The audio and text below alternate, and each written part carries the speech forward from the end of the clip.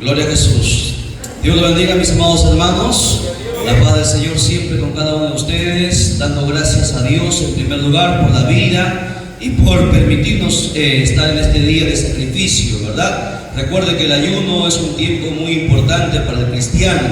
Debe el cristiano anhelar siempre el estar en ayuno, porque en el ayuno se pasa más tiempo conversando con Dios.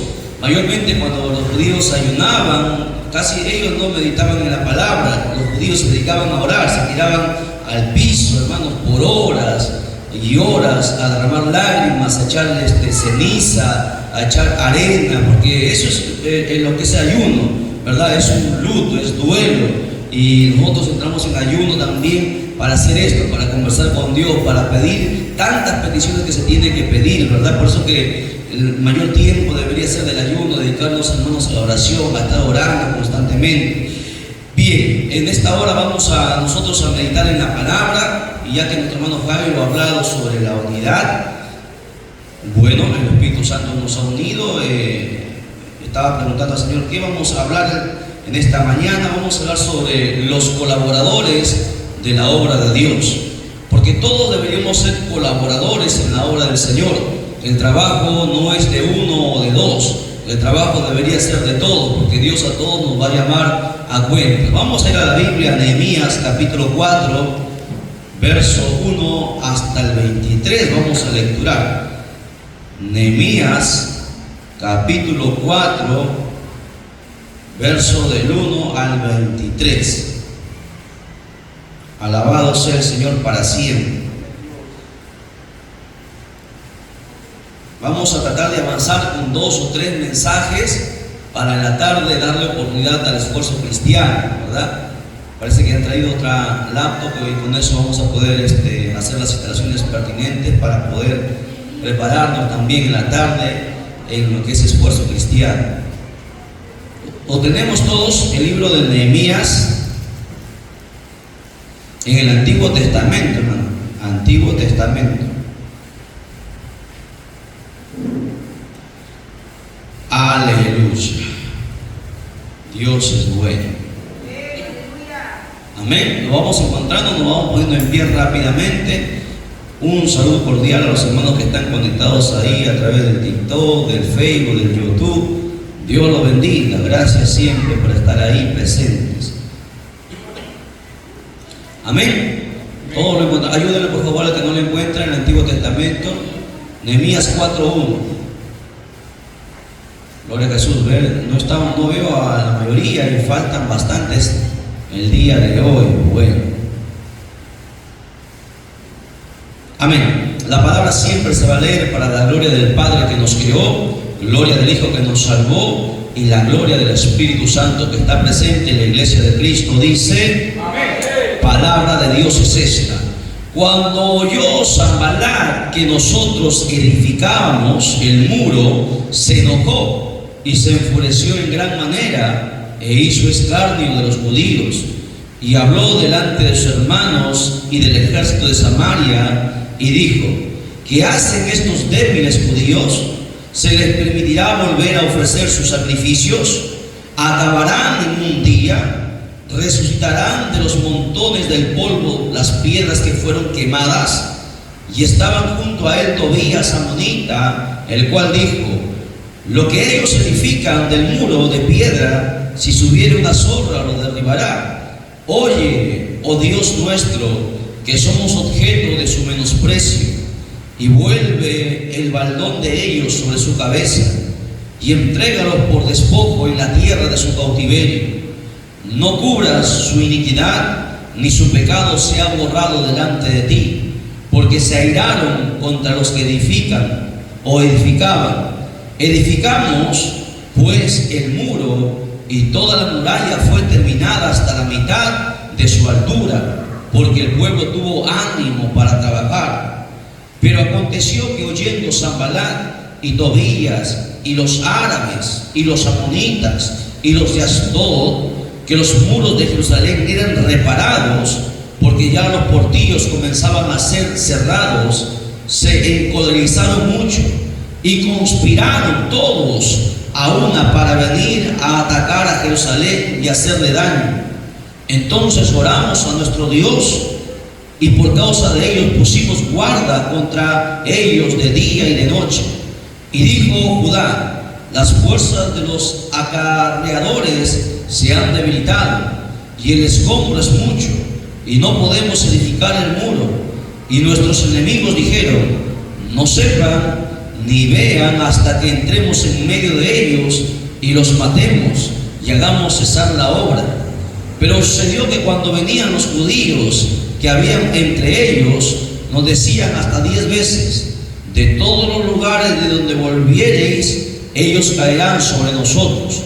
Entonces por las partes bajas del lugar y detrás del muro y en los sitios abiertos puse al pueblo por familias, con sus espadas, con sus lanzas y con sus arcos. Después miré y me levanté y dije a los nobles y a los oficiales y al resto del pueblo: no temáis delante de ellos, acordaos del Señor, grande y temible, y pelead por vuestros hermanos, y por vuestros hijos, y por vuestras hijas, y por vuestras mujeres, y por vuestras casas. Y cuando oyeron nuestros enemigos que lo habíamos entendido y que Dios había desbaratado el consejo de ellos, nos volvimos todos al muro, cada uno a su tarea. Desde aquel día la mitad de mis siervos trabajaba en la obra y la otra mitad tenía lanzas, escudos, arcos y corazas. Detrás de ellos estaban los jefes de toda la casa de Judá, los que edificaban en el muro y los que acarreaban, y los que cargaban con una mano trabajaban en la obra y en la otra tenían la espada. Porque los que edificaban, cada uno tenía su espada ceñida a sus lomos, y así edificaban. Y el que tocaba la trompeta estaba junto a mí. Y dije a los nobles y a los oficiales y al resto del pueblo: la obra es grande y extensa, y nosotros estamos apartados en el muro, lejos unos de otros. En el lugar donde oyeres el sonido de la trompeta, reunidos allí con nosotros. Nuestro Dios peleará por nosotros. Nosotros pues trabajamos en la obra, y la mitad de ellos tenía lanzas desde la subida del alba hasta que salían las estrellas. También dije entonces al pueblo: cada uno con su criado permanezca dentro de Jerusalén, y de noche sirvan de centinelas y de día en la obra. Y ni yo, ni mis hermanos, ni mis jóvenes, ni la gente de guardia que me seguía, nos quitábamos nuestros vestidos. Cada uno se desnudaba solamente para bañarse. Oramos. Bendito sea el nombre tuyo, Dios mío, Dios del cielo y de la tierra. Gracias te damos, papito Dios, por esta oportunidad, Señor Dios mío, que nos concedes en esta hora de haber tomado tu palabra. Señor Dios mío, danos entendimiento de la misma para poder comprender el propósito tuyo que tienes para con nuestras vidas. Dios mío, reprende todo lo que no es tuyo, Padre mío. Quita de nosotros lo que no sirve y añade lo que falta, Padre mío. Atamos al hombre fuerte y reprendemos, Señor Dios mío, todo espíritu contrario a tu nombre, Padre bendito. En esta hora que solamente tu Santo Espíritu sea el que tome control de cada una de nuestras vidas y nos enseñe por medio de tu palabra. Padre, te glorificamos, te adoramos y te alabamos. Toda honra y gloria sea al Padre, al Hijo, al Espíritu Santo. Gloria a Dios, gloria a Dios, gloria a Dios. Denle un fuerte aplauso a Jesús, por favor. Amén. Dios lo bendiga, tomen sus asientos. Abran sus cuadernos. Título: colaboradores en la obra de Dios. Colaboradores. ¿Qué es un colaborador? Obviamente la palabra está misma explicada: aquel que colabora, aquel que apoya, aquel que trabaja. Un colaborador no es un ocioso, es aquel que siempre está apoyando constantemente. Nosotros tenemos que entender, mis amados hermanos, que la colaboración es esencial para el éxito en diferentes aspectos. Escúchenlo bien, la colaboración es esencial para el éxito en diferentes aspectos. Para el éxito en la vida, tú necesitas colaboración. Solo jamás podrás triunfar en la vida. Si nosotros estamos en pie, es gracias a que mucha gente todavía está orando, ayunando por nosotros, que mucha gente nos apoya, nos alienta con sus palabras. porque sin la colaboración nadie podría alcanzar nada. Es más, el Padre solo nunca hizo las cosas solo. Él siempre estuvo con el Hijo y el Espíritu Santo, demostrando su unidad, demostrando su colaboración y su cooperación. Cada uno de los tres seres divinos tiene, hermanos, su parte que ellos trabajan. Los tres tienen sus funciones, cada uno diferentes funciones, y los tres colaboran. La colaboración entonces es esencial para el éxito en la vida de toda persona. Para el éxito en la familia se necesita colaboración y cooperación, porque si la familia no trabaja unida, jamás podrán alcanzar el éxito. Tanto el padre, la madre, los hijos, todos tienen que colaborar, porque supongamos que una familia sea de escasos recursos, y si algún día quieren salir, hermanos, hacia adelante, si algún día quieren prosperar, todos deberían ponerse a trabajar, ¿no? El padre trabajar honestamente, la madre atender a sus hijos, los hijos estudiar a conciencia, para que un día Dios pueda bendecir, porque Dios, escúchelo bien, Dios siempre va a bendecir cuando hay unidad, cuando hay cooperación, cuando hay unión. Por eso que la colaboración es esencial en la vida, en la familia e incluso en el ministerio.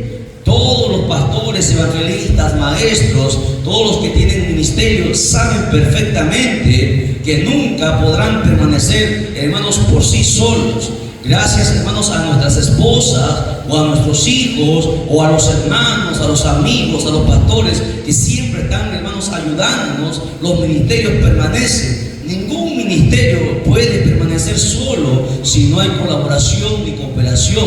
Quiero que usted entienda eso, para que usted entienda que si usted quiere ser el Superman, jamás podrá hacerlo solo. No existe Supermanes en la iglesia. Todos tenemos debilidades, todos tenemos defectos, y cuando uno se une para colaborar, para cooperar en lo que sabe, en lo que puede, es ahí donde Dios envía bendición.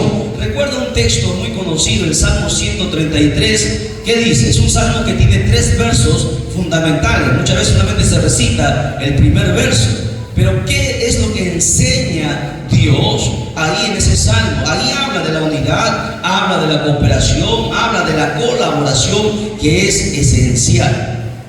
¿Alguien recuerda? O léalo, por favor.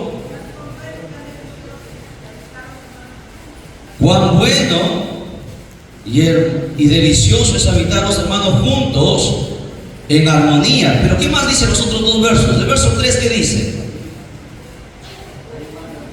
Ahí es donde manda Dios 2 cosas. ¿Qué es lo que manda Dios? ¿Cuándo Dios manda bendición y vida eterna? Cuando hay colaboración, cuando hay cooperación, cuando hay unidad.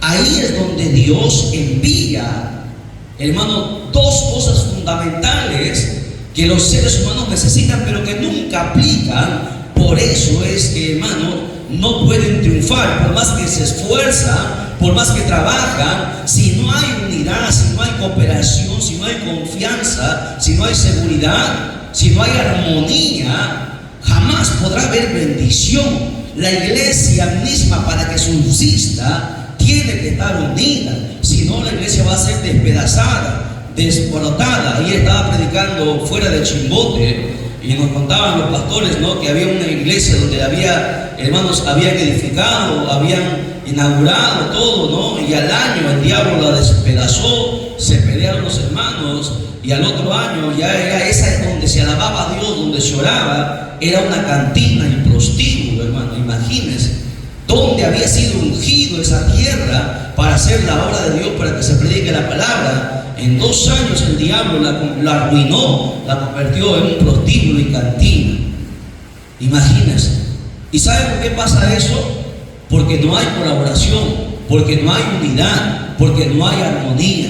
El diablo sabe perfectamente el principio de la cooperación y de la unidad. La unidad es un principio que está establecido en la Biblia. Hay muchos principios, pero la unidad es un principio básico, fundamental, que está en la iglesia. Sin la unidad ni la cooperación, jamás se podrá alcanzar nada. Por ejemplo, para construir este templo, ¿Acaso lo hizo el pastor?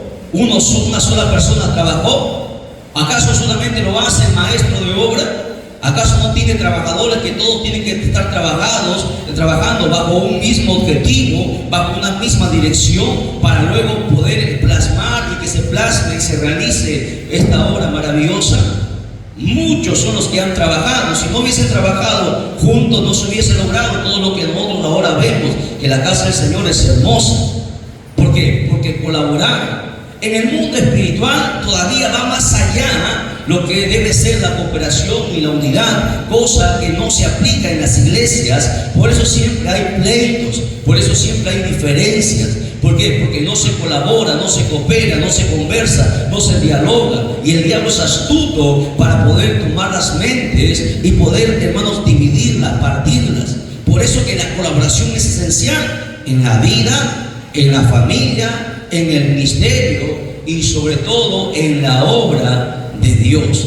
Si no hay cooperación, si no hay colaboración, si no hay unidad, jamás la obra de Dios va a avanzar. Y Dios demanda que su obra avance.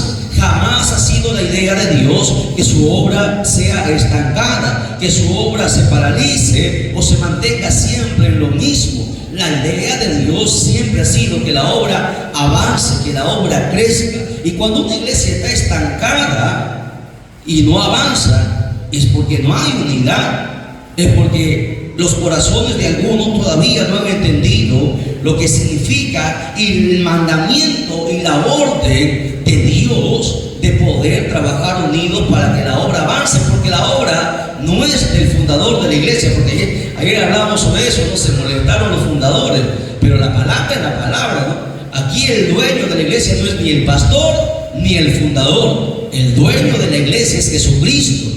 Él la fundó. Ningún fundador ha muerto por la iglesia. Jesucristo es el dueño de la iglesia.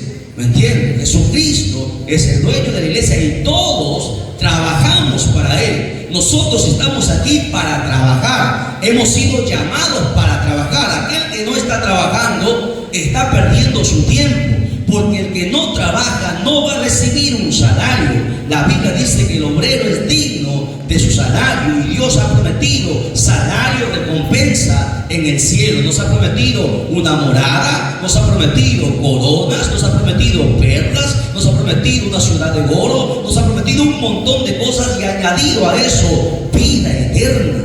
Y solamente eso será para aquel que esté trabajando en la obra. Por eso que Jesucristo en una oportunidad dijo: la mies es mucha, pero los obreros son pocos. Porque la mayor cantidad de gente no está trabajando. ¿Y cómo se trabaja en la obra de Dios?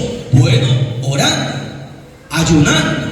No, los que no pueden trabajar de repente en el aspecto físico, material, su deber es el espiritual. Orar y ayunar por el pastor, por los líderes, por los jóvenes, por los niños, para que las almas vengan. Está orando, haciéndole guerra al diablo. Ese es el trabajo que ellos les han encargado hasta el día que partan de esta tierra. Todos tienen que trabajar. Lamentablemente la iglesia no ha entendido eso. Piensa que solamente su trabajo es un momento, 2 horas nada más en el culto y luego descansa. El trabajo de Dios es 24/7, las 24 horas del día. No, aquel que ha entendido el propósito de Dios, uno no puede estar apartado, uno está preocupado por todo. No, yo puedo trabajar, puedo estar en la iglesia, pero tengo que estar constantemente, hasta me sueño, hermanos, en muchas cosas pensando en lo que es la obra, porque es nuestra responsabilidad. Aquel que ha entendido, hermanos, que nosotros somos obreros en la obra, tenemos que trabajar, si no, no alcanzaremos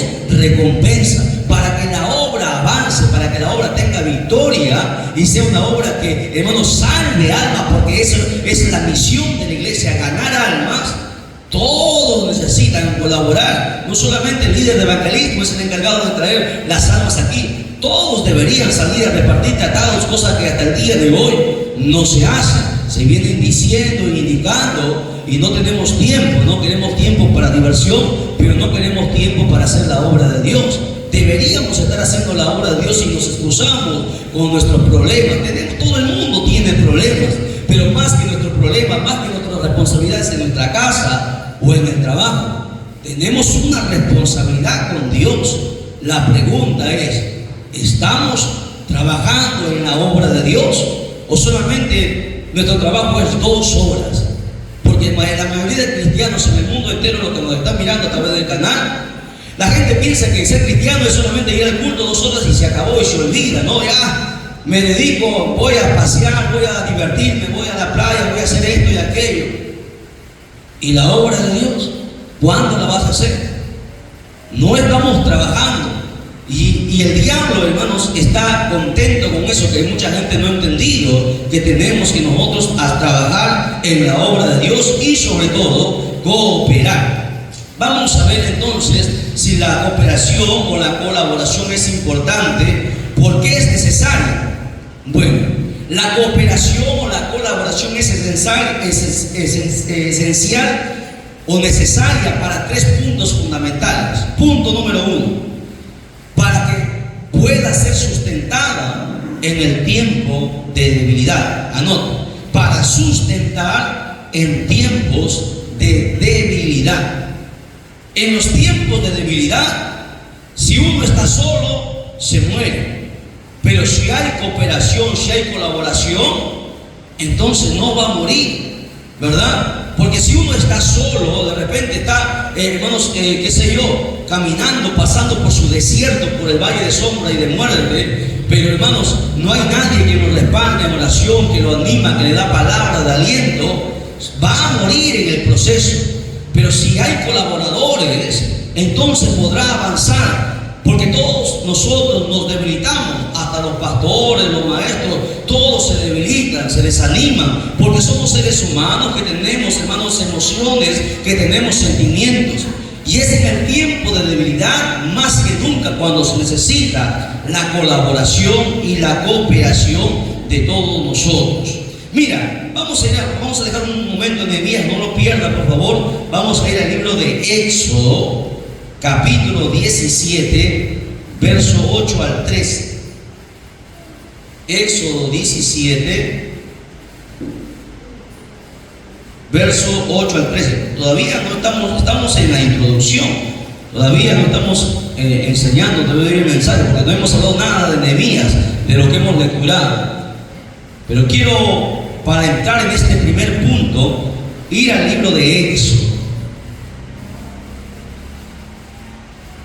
¿Lo encontró? Éxodo 17, 8. Dice: entonces vino Amalek y peleó contra Israel en Refidim. Y dijo Moisés a Josué: escógenos varones y sal a pelear contra Amalek.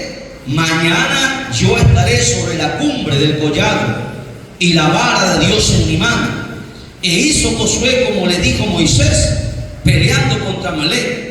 Y Moisés y Aarón y Hur subieron a la cumbre del collado. Y sucedía que cuando alzaba Moisés su mano, Israel prevalecía. Mas cuando él bajaba su mano, prevalecía Amalek. Y las manos de Moisés se cansaban, por lo que le tomaron una piedra y le pusieron debajo de él, y se sentó sobre ella. Y Aarón y Hur sostenían sus manos, el uno de un lado y el otro de otro. Así hubo en sus manos firmeza hasta que se puso el sol, y Josué deshizo a Amalek y a su pueblo a filo de espada. Amén. Présteme atención. A ver, vamos a tratar el primer punto. ¿Para qué es importante la colaboración? Hemos dicho, para el tiempo de debilidad. A ver, les pongo en contexto, si algunos no han leído este libro de Éxodo. Resulta que Israel había salido de Egipto. Después de haber pasado por Faraón, salieron de Egipto y entraron al desierto. Para que Israel llegase a la tierra prometida, solamente le debería haber tomado 40 días. Desde Egipto hasta la tierra prometida solamente era de camino 40 días.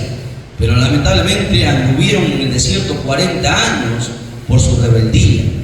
Pero cuando Israel salió con todo el ánimo y con todo el gozo, la Biblia dice que salieron 600,000 personas, solamente contados los varones de 21 años hasta los 55. No se contaban niños, ni ancianos, ni mujeres. Aproximadamente salieron 1.5 millones de personas. Imagínense la cantidad de gente que salió de Israel. Y la Biblia nos enseña, la historia enseña que los hombres fuertes de Israel eran los que iban adelante abriendo el paso, viendo si habían enemigos. Pero resulta que los amalecitas odiaban a muerte a Israel. Los amalecitas siempre ha sido el pueblo enemigo. Es más, Amalek en la Biblia tiene el simbolismo del diablo, figura como el diablo. Amalek es aquel que siempre quiere destruir al pueblo de Dios. Ese espíritu de Amalek incluso ha permanecido en el tiempo, aquel que quiere siempre atacar al pueblo del Señor. Los amalecitas eran tan cobardes que, a pesar de que ellos tenían todo lo que Israel no tenía, Israel salía cautivo de la esclavitud. Israel no tenía armas, no tenía ejército, no tenía carros como tenía Amalek, no tenía caballos de guerra, no tenía nada con defenderse, solamente algunas varas, nada más, porque ellos eran pastores y edificaban en Egipto, no tenían armas. Sin embargo, los amalecitas, al ver que los hombres fuertes iban adelante, iban por la retaguardia, por la parte de atrás, y mataron a miles de israelitas, mataron a los ancianos, a los niños y a las mujeres.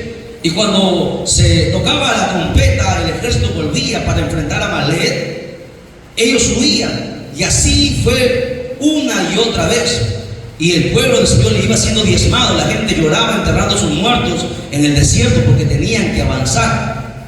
Este pueblo era tan cobarde, porque así es el diablo. El diablo es tan cobarde que siempre ataca al más débil. Aprenda siempre eso. Mucha gente dice el diablo ataca la cabeza. No, pero el diablo es astuto, planea tumbar la cabeza. Pero el diablo siempre ataca al más débil, al que no ora, al que no ayuna, al que no vigila, al que no está cubierto con la sangre del cordero, al que se ha descuidado. Apréndalo bien. Repito, el diablo siempre quiere tumbar la cabeza, pero antes de tumbar la cabeza, primero toma a los más débiles, a los carnales, a los que no están en comunión con Dios, para poder deshacer siempre, hermanos, la obra o el pueblo. Por eso que la Biblia dice que el que no ora y ayuna, hay un dicho, ¿no? El diablo se les ayuna, que dicen: al que no ora, el diablo se le devora; al que no ayuna, el diablo se le desayuna. Pero la Biblia nos dice: orar, velar y orar para que no entréis en tentación, porque el diablo anda como león rugiente buscando a quien devorar. ¿Ok? ¿Y a quién le va a devorar? ¿A aquel que está en comunión con Dios? ¿A aquel que está bien con Dios? No, siempre ataca al más débil. Y así sucedía en ese tiempo. Mataron a muchos. Israel lloraba, hasta que llegaron a un valle, el valle de Refidim, y Amalek hizo frente con toda su tropa y quería acabar con una, porque Israel estaba cansado, ya no podía avanzar, estaban cansados, estaban caminando por el desierto, no había agua para beber y no tenían muchos alimentos, estaba cansado. Israel iba a morir, Israel iba a desaparecer en un solo día, y los amalecitas lo sabían, porque ellos tenían todas las de ganar. Pero Moisés no se acobardó. Moisés fue el primer pastor de Israel. El primer pastor de Israel o de la iglesia fue Moisés. A él Dios lo llamó. Y el pastor no se acobardó. Le dijo a Josué, a sus seguidores, le dijo: escoge a los varones más fuertes y sal a pelear. Josué pudo haber dicho: pero ¿cómo vamos a pelear? Nosotros no sabemos pelear. No somos hombres de guerra, nosotros no tenemos armas. Pero Josué obedeció lo que su líder le dijo. Y en la obediencia está la bendición. Josué no se acobardó. Josué fue ese varón que, recuerdan ustedes, cuando entraron a la tierra antes de entrar a la tierra de Canaán, fueron espías a buscar qué es lo que había en esas tierras. Fueron 2 espías. Cuando ellos volvieron, ¿se acuerdan que los 10 decían: no podemos entrar, jamás entraremos, nos matarán, es tierra de gigantes, somos como hormigas, como langostas delante de ellos, no entraremos? Pero Josué se puso adelante y dijo: no, Dios ha dicho que vamos a entrar y vamos a entrar. Y hubo otro, ¿se acuerdan cómo se llamó el otro? Hubo 2, Josué y Caleb. Caleb dijo: sí, iremos y los tomaremos, esa es la tierra que Dios nos dio. Por eso que de toda esa gente, escuche bien, de toda esa gente, de esa generación, de los 1,5 millones personas, solamente 2 entraron. 2 dos, Josué y Caleb. Ni Moisés entró. Todos murieron en el desierto.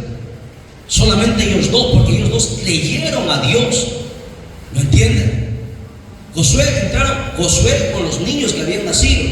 Pero yo estoy hablando de la generación de Josué. Todos los padres que decían que no iban a entrar, que era imposible, todos murieron. Solamente Josué y Caleb fueron los únicos de esa generación que entraron junto a los niños, a los recién nacidos, entraron a la tierra prometida. Bien. Entonces, Josué fue a la pelea, sin armamentos, fue a la pelea, armó y plantó cara en el valle de Refidim. Pero Moisés no se quedó atrás. Moisés le dijo: yo iré también al monte y desde ahí oraré a Jehová. Y cuando Moisés estuvo subiendo al monte, se le apegaron dos, Aarón y Hur, no lo dejaron solo. Eso es cooperación, eso es colaboración, eso es unidad. Era un anciano. Moisés, recuerda que Moisés no era un joven, ya era anciano. Tenía más de 80 años. A los 80 años Moisés fue llevado. Estuvo años todavía antes de salir de Egipto. Era un anciano que andaba ya con bastón. Y se le apegaron dos. Subieron los tres hacia arriba a orar. Y Josué empezó a pelear. Y en la batalla empezaban a pelear. Caían uno, las espadas caían, y los israelitas tomaban las espadas y luchaban. Israel estaba perdiendo la batalla. Pero recuerda que dice ahí la historia que cuando Moisés empezó a orar y levantó las manos, Dios fortaleció al pueblo de Israel. Y cuando Moisés levantó las manos, Israel empezaba a avanzar en la batalla, porque recuerda que era una batalla de miles, y los amalecitas empezaron a retroceder. Era imposible eso.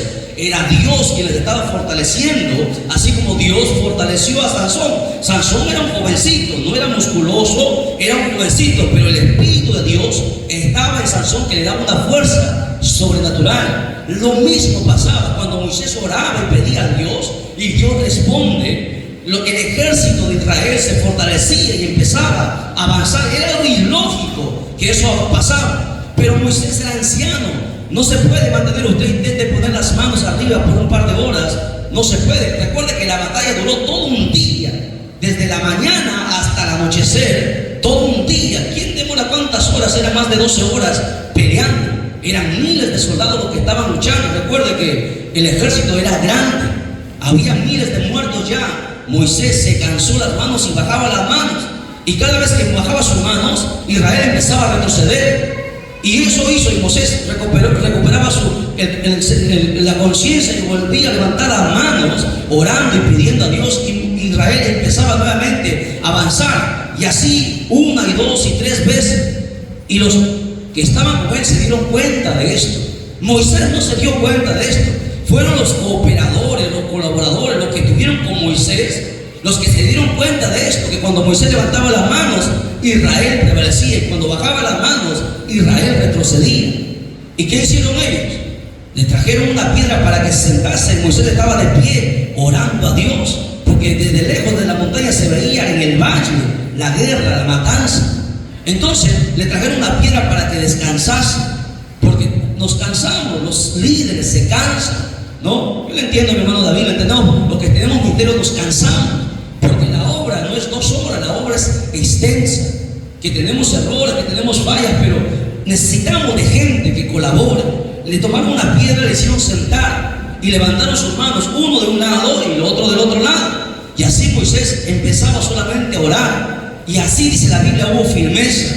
Y estuvieron todo el día así, los tres unidos, así como el Padre, el Hijo y el Espíritu Santo, los tres. Y eso hizo que todo, hermano, durante todo el día, hasta el final del día, como dice ahí, deshicieron al ejército de Amalek, los exterminaron. La matanza fue tremenda, la sangre, hermano, era tremenda. Israel prevaleció. Era imposible, era algo ilógico que Israel iba a ganar esa batalla. Pero con Dios, la Biblia dice que todo es posible. A su nombre, denle un fuerte aplauso al Señor. Entonces, de aquí podemos sacar que la colaboración es importante para sustentar en tiempo de debilidad. Israel era débil, Moisés también se debilitó, pero la colaboración, la cooperación, al alzar sus manos, es la debilidad humana de Moisés, hicieron que alcanzara la victoria. A través de la cooperación vino la fortaleza. Y ojo, la cooperación oportuna, porque hay gente a veces que quiere ayudar cuando ya es demasiado tarde, cuando ya está enterrado el muerto, como alguien dijo, ¿no? ¿Para qué nos sirve? Como dijimos, ¿no? Vamos a trabajar, hermano, vamos a armar acá afuera, vamos a recuperar el terreno. Y estamos día y noche trabajando, botando arena, trabajando día a día, mes a mes. Y de ahí los trabajamos nos dicen, ya hermano, ahora sí estoy listo para ayudar cuando ya todo ha acabado. Qué chiste, ¿no? La colaboración tiene que ser oportuna, en el momento exacto, cuando más se necesite. Ahí es donde se necesita la cooperación. Después ya no sirve, después ya no tiene sentido, después ya no hay recompensa. La colaboración oportuna es donde viene la bendición, porque en el momento que, es como Jairo, ¿no? Tú estuvieras pasando, no tuvieras trabajo, estuvieras pasando necesidad, no hubiera que comer. ¿Cuándo tú necesitas que alguien vaya y te lleve un plato de comida? En ese momento, ¿no? Esa es la colaboración oportuna, que es Dios, hermano, da la recompensa. Es ahí cuando alguien más necesita, que la gente no te dé la espalda, sino que te ayude. Por eso que cuando Moisés se debilitaba y bajaba las manos, inmediatamente ellos levantaron las manos. Porque si ellos no lo hubiesen hecho, Israel hubiese sido deshecho. La Biblia dice que Aarón y Hur tenían sus manos, el uno de un lado y el otro del otro. Y así hubo firmeza en sus manos. Y Josué, por un lado ellos estaban allá arriba guerreando en el monte, y al otro lado, abajo en el valle, Josué estaba peleando. Todos estaban trabajando, porque era de vida o muerte. Si Josué no ganaba esa guerra, todo Israel iban a morir. Todos colaboraron, los hombres no tuvieron miedo, la mayoría sabía que iba a morir, y estuvieron dispuestos a pelear por sus hijos, por sus esposas, por su familia. Estuvieron dispuestos a ir a la batalla, porque ahí es donde se ve quién realmente ama, ¿no? Los cobardes huyen, pero el que ama no, está ahí, da la cara. Israel, los hombres valientes salieron y dieron la cara. Murieron, sí, la mitad murió, pero Israel prevaleció, pero sus hijos quedaron, sus familias quedaron, porque estuvieron dispuestos a dar la vida. Así como Jesús dio su vida por la humanidad, la pregunta es, ¿estamos dispuestos nosotros a dar la vida por la iglesia?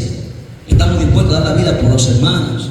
Porque para eso Dios nos ha llamado, para colaborar, para cooperar. Amén. Amén. Están asustados. ¿Qué pasa? ¿Qué pasó? Todavía estamos en la introducción, hermano, recién estamos empezando. Está para hablar, no se me vaya a dormir, ¿eh? Vamos a Nehemías. Volvamos a Nehemías. Punto número 2. La colaboración es esencial para ver y tener éxito en la obra de Dios. La colaboración es esencial para ver y tener éxito en la obra de Dios. ¿Por qué? Bueno, ¿alguien ha leído el libro de Nehemías sinceramente? Si lo ha leído completamente. A ver, ¿alguien ha leído el libro de Nehemías que me explique para hacer algunas preguntas? ¿Quién fue Nehemías? ¿Alguien sabe quién fue Nehemías? ¿Sabe bajo qué contexto nosotros hemos leído este pasaje? A veces no estamos acostumbrados a leer solamente Mateo, ¿no? Mateo y Mateo. ¿Y qué pasó con otros libros? Todo fue inspirado por Dios. Los 66 libros son importantes, fundamentales. A ver, seguro que hemos leído y algunos no entienden el contexto. Les voy a explicar. Recuerden que Israel, por su pecado, por su desobediencia a Dios, Dios los entregó a sus enemigos. Israel fue llevada cautiva por sus enemigos. La ciudad de Jerusalén fue quemada, los muros fueron derribados, todos fueron llevados cautivos por su pecado, porque cuando Dios se cansa, porque Dios también se cansa, Dios tiene su límite. Dios nos espera, y Dios esperó a Israel una y otra vez, le dio, hasta que Dios dijo hasta aquí, y Dios le puso la mano. ¿Quién iba a pensar? Era el pueblo escogido por Dios, era lo que, la niña de los ojos de Dios. ¿Quién iba a pensar que Dios se iba a permitir que los matasen, que los llevasen cautivo? Quemaron sus ciudades, los destruyeron, los llevaron esclavos, los humillaron. Recuerde que Israel fue una gran nación, antes, en el tiempo de David y en el tiempo de Salomón, les llevaban tributos a Israel.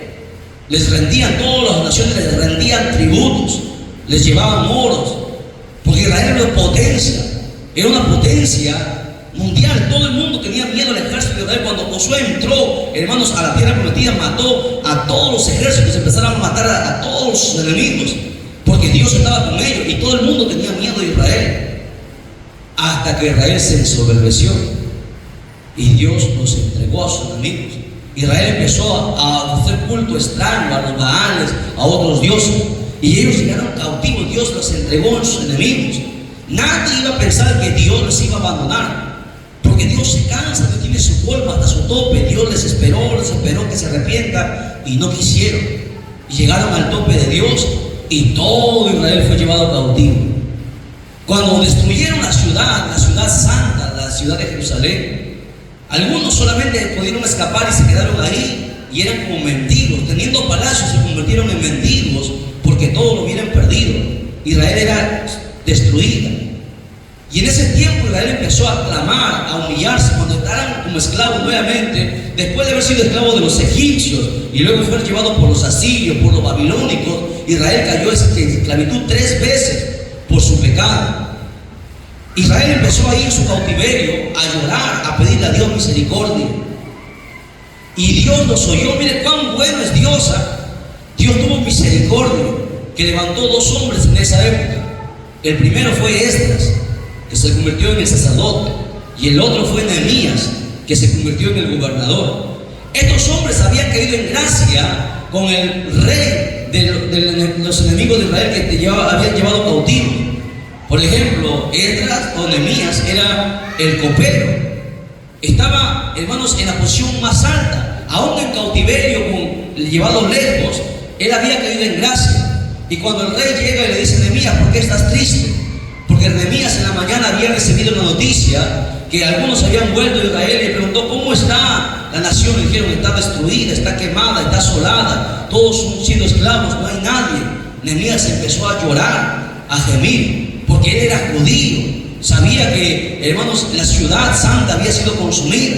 Estuvo triste y el rey le dijo: ¿qué te pasa? Y le explicó. Nehemías le contó. No, le estoy resumiendo todo el libro de Nehemías y el libro de Esdras para que usted entre en contexto. Entonces el rey, como había caído en gracia con Nehemías, le dio permiso que vaya y restaurase la ciudad, levantara los muros para que nuevamente se vuelva a levantar el culto a su Dios, porque Nehemías había caído en gracia.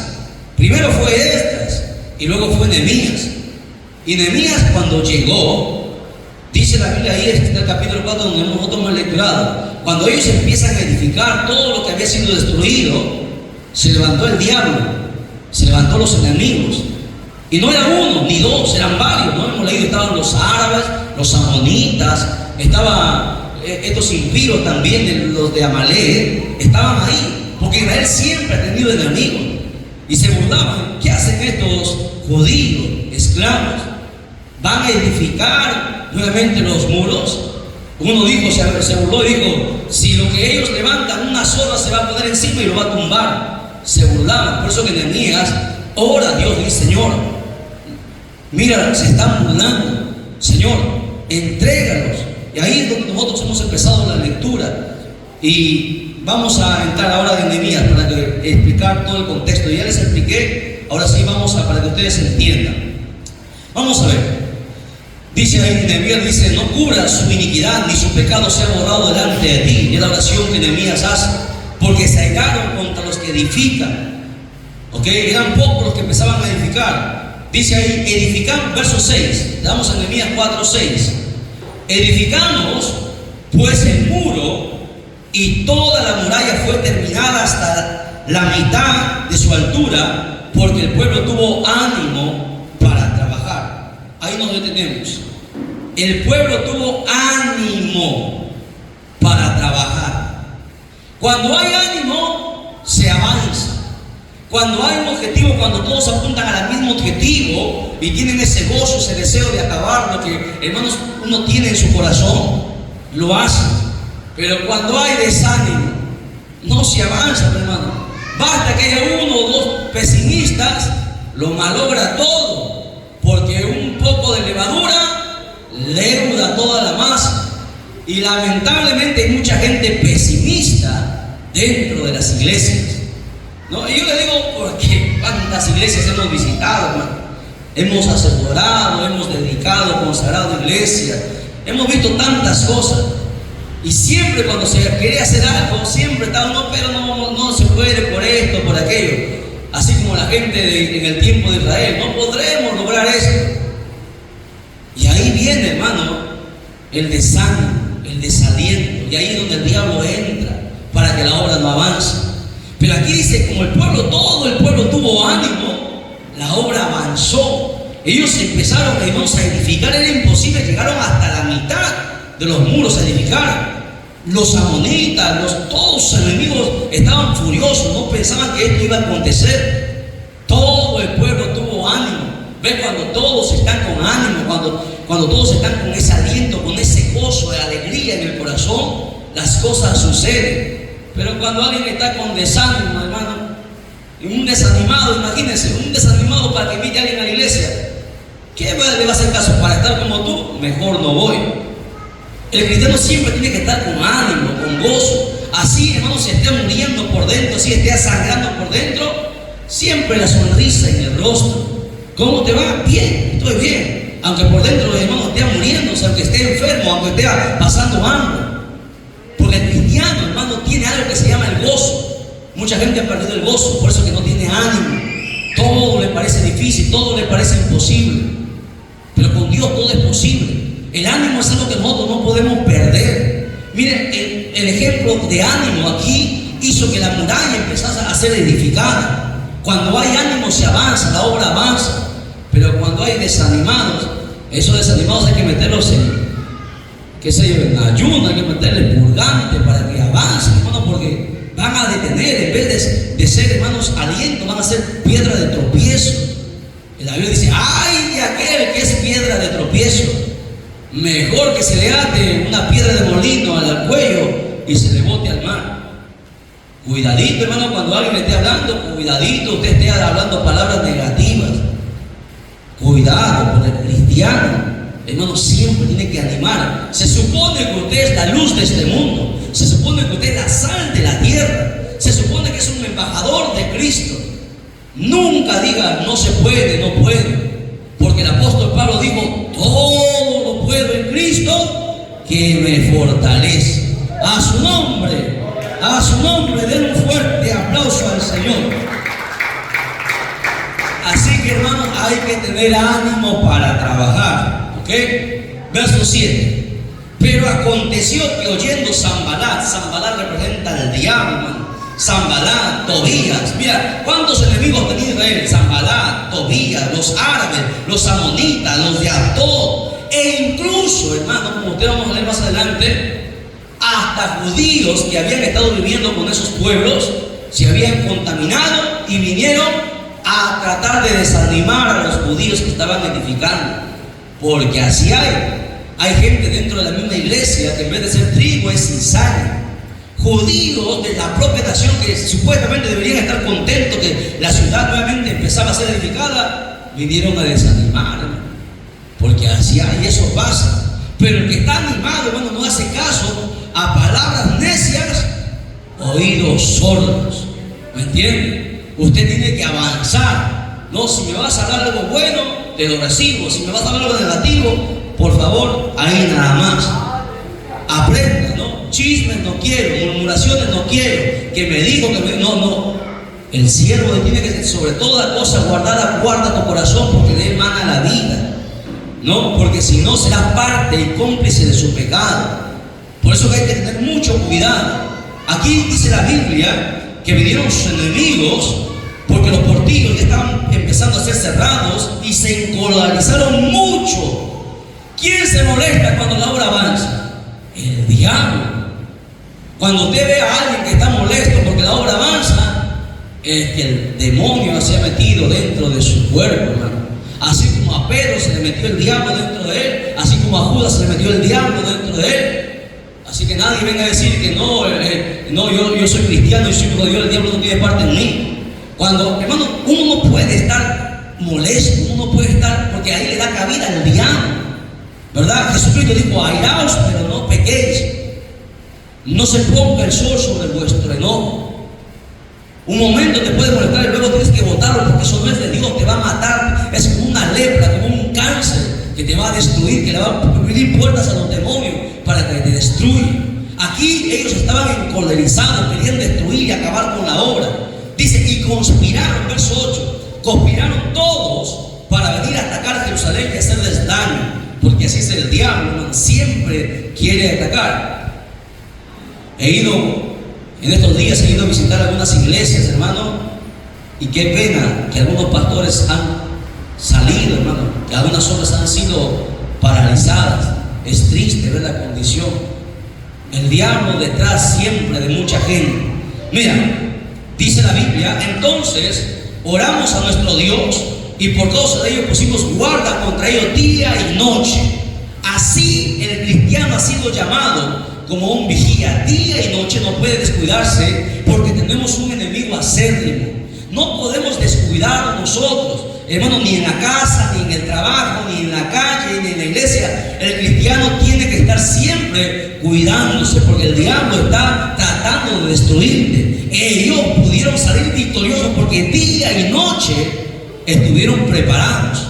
Pudo haber venido, de repente venía en el día, al mediodía, en la tarde, en la noche, en la madrugada. Pudieron haber venido sus enemigos, pero día y noche estuvieron preparados. La mitad trabajaba, la mitad estaba con su espada lista para batallar. Si venían los enemigos, salían con su espada a batallar, pero la obra no tenía que ser paralizada. Mire cómo pensaban estos judíos. La iglesia tiene mejores promesas que los judíos, pero la iglesia todavía no despierta. Si la iglesia se uniera, ayer me decía el pastor, hemos invitado a un montón de iglesias, porque vamos a dedicar este tema. Solamente una ha venido. Triste.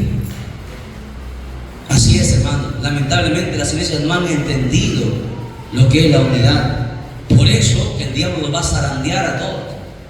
En la unidad está la fuerza, en la unidad está la victoria. Dice la Biblia, sigamos leyendo. Dice: y dijo Judá: las fuerzas de los acarreadores se han debilitado, porque es normal, se debilitaban, estaban trabajando, y los escombros son muchos, no podemos edificar el muro. Y nuestros enemigos dijeron: no sepan, mira, y vean hasta que entremos en medio de ellos y los matemos y hagamos cesar la obra. Pero sucedió que cuando venían los judíos que habitaban entre ellos, ahí está, había judíos que habitaban entre sus enemigos, nos decían hasta 10 veces, les insistían: de todos los lugares de donde volvieres, ellos caerán sobre nosotros. O sea, los desanimaban, hermano. Así hay siempre gente pesimista, gente que desanima. Verso 13 dice: entonces, por las partes bajas del lugar, detrás del muro y en los sitios abiertos, puse al pueblo por familias, con sus espadas y sus lanzas y con arcos. Las familias luchando, porque se trataba de su vida. O ellos luchaban o los mataban. El padre, la madre, los hijos, todos ahí, dispuestos a batallar, a luchar. Y qué bonito es, hermano, cuando se trabaja en familia, cuando se coopera. Las familias estaban dispuestas a pelear.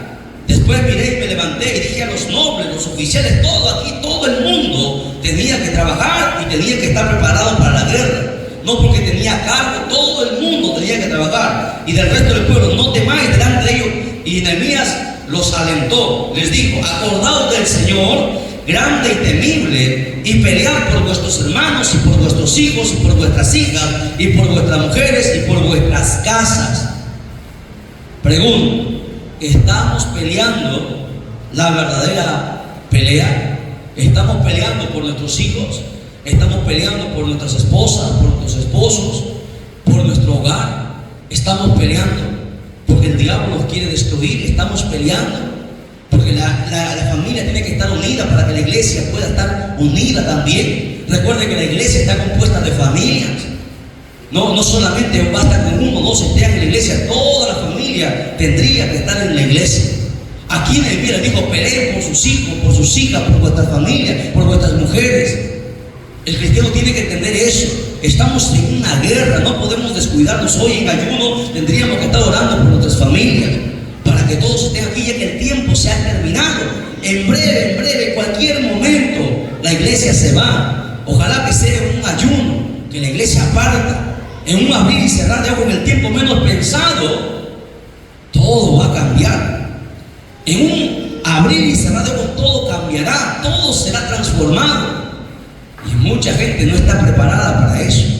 Por eso que aquí Nehemías, importante, donde exhorta a que todos puedan colaborar y cooperar y trabajar. Dice ahí, en el verso 16, desde aquel día la mitad de mis siervos trabajaba en la obra y la otra mitad tenía lanzas, escudos, arcos, corazas. Detrás de ellos estaban los jefes de la casa de toda Judá. O sea, todo el mundo, hermanos, estaban preparados para trabajar y preparados para entrar en guerra, porque tenían enemigos al acecho. Ya usted sigue leyendo en casa. Entonces, porque ya que los veo un poco cansados, vamos concluyendo este segundo punto. El ánimo para cooperar en la obra de Dios es importante. En el verso 6 que hemos leído dice: el pueblo tuvo ánimo para trabajar. Segundo punto, la cooperación en la obra de Dios. El verso 16 y 17 dice que con una mano trabajaba y con la otra tenían la espada. Mira qué clase de cooperación tenían ellos. Y el punto número 3, la unidad en la cooperación.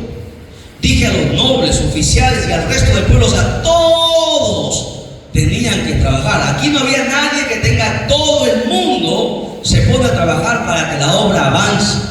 Si hay 2 o 3 ociosos, los que están trabajando, anímenlo.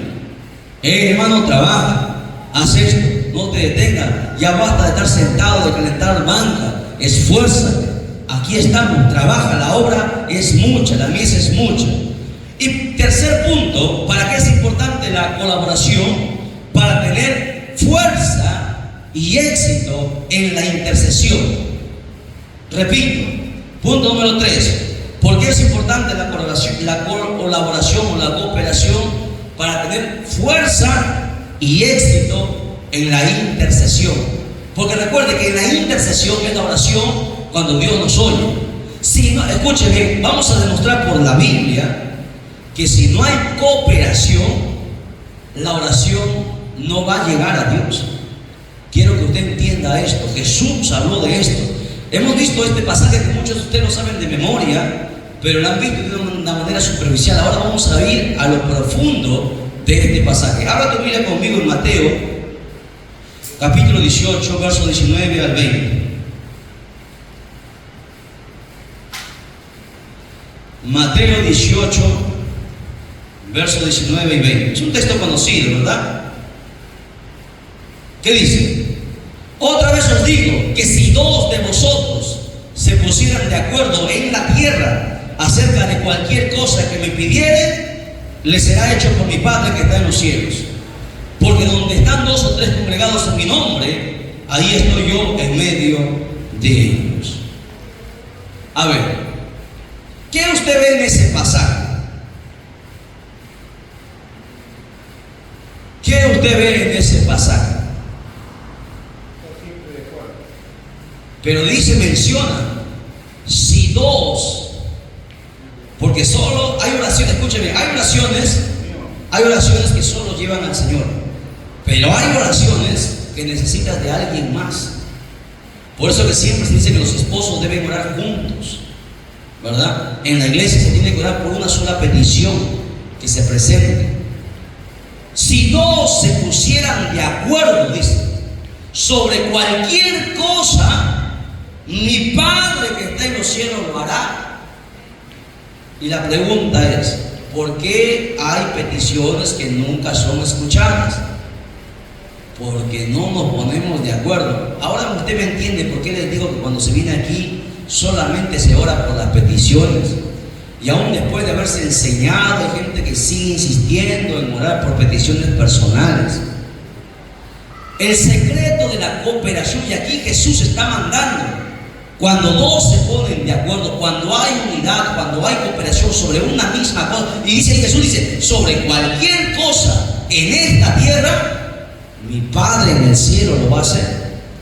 Y ahí está la respuesta para mucha gente que nunca ve sus oraciones con respuesta, porque no hay cooperación en la oración. Para orar necesitas de un compañero. Por eso que dijo el Dios que no es bueno que el hombre esté a solo.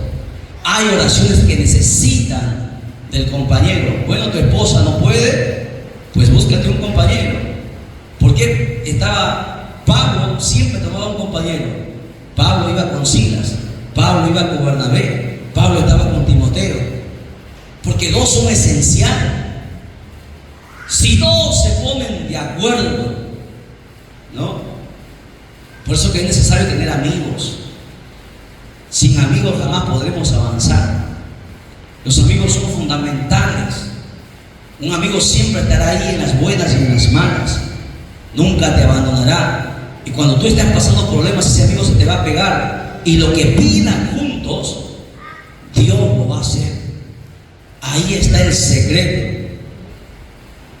Por eso que mucha gente no va a alcanzar nunca nada. Nunca va a avanzar. Porque no quiere colaborar. Porque no quiere cooperar. La unidad hace la fuerza.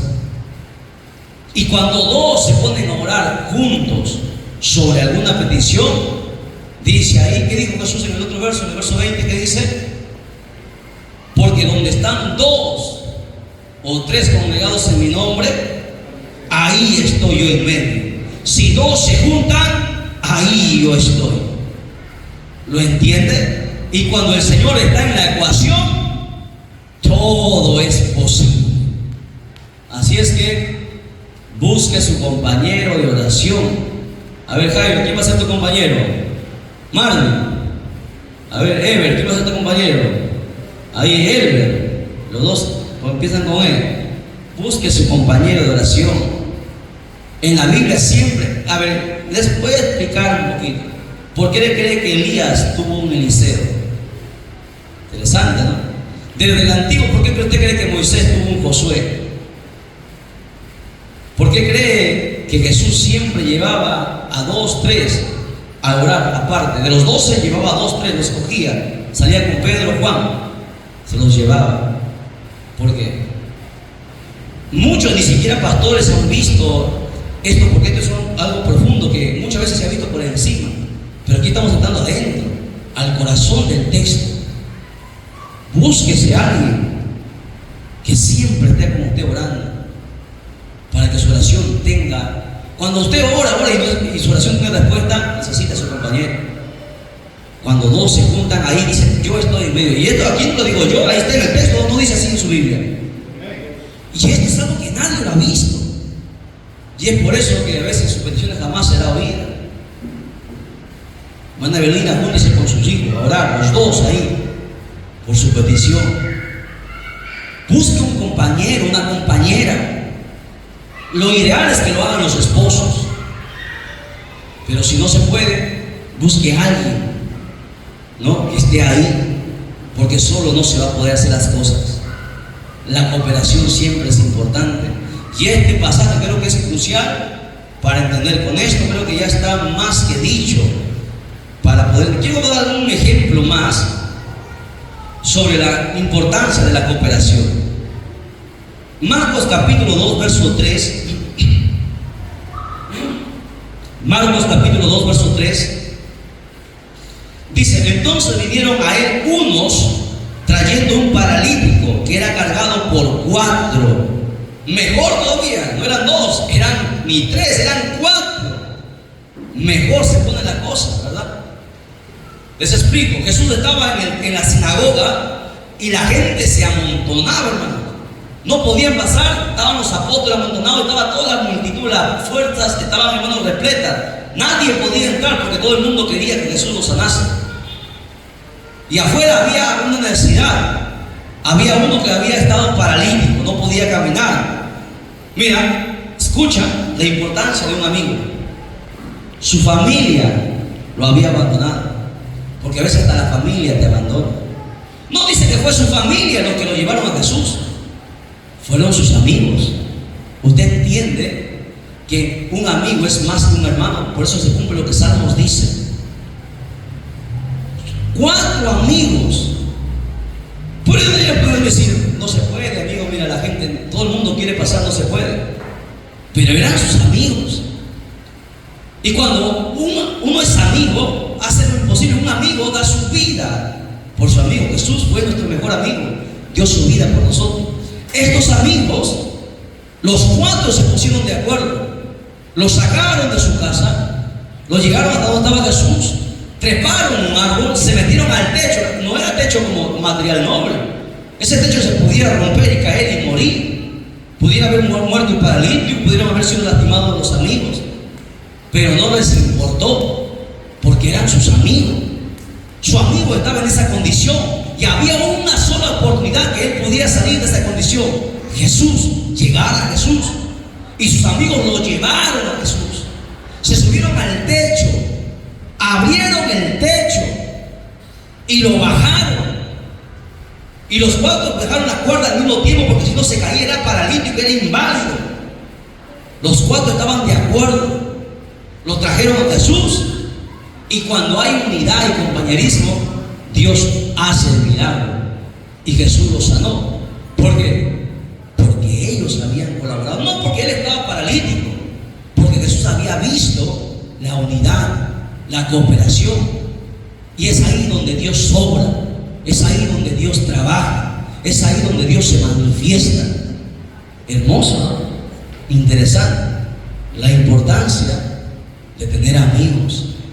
Si no hubiese sido por esos 4, hubiese muerto en esa condición. No estaba su familia, pero estuvieron sus amigos. Por eso siempre tenga amigos que le ayuden a orar, que lloren con usted, que estén en las buenas y en las malas, porque hay veces amigos que solamente en las buenas, y cuando las papas queman, brillan. Pero un amigo está allí siempre, en las buenas y en las malas. En Juan capítulo 1, verso 40 al 42, la Biblia nos enseña que Andrés trajo a Pedro, su hermano, a Jesús. O sea, hasta para evangelizar se necesita un compañero. Yo le pregunto, Jairo, ¿te acuerdas? Después que Jesús llamó a los 12, después de los 12 hubo 70, ¿verdad? Discípulos. ¿Y Jesús qué hizo con los 70? ¿Los mandó de cuánto? ¿Por qué los mandó de 2 en 2? ¿Por qué cree que los testigos de Jehová salen de 2 en 2? ¿Por qué cree que los mormones salen de 2 en 2? ¿Y por qué cree que los desobedientes evangélicos ni solo salen, ni de 2, ni a solo salen? Y tengo que decirlo, cobardes. Aunque se molesten, cobardes. Porque no estamos haciendo lo que hemos sido llamados para hacer. No sé si usted me entiende.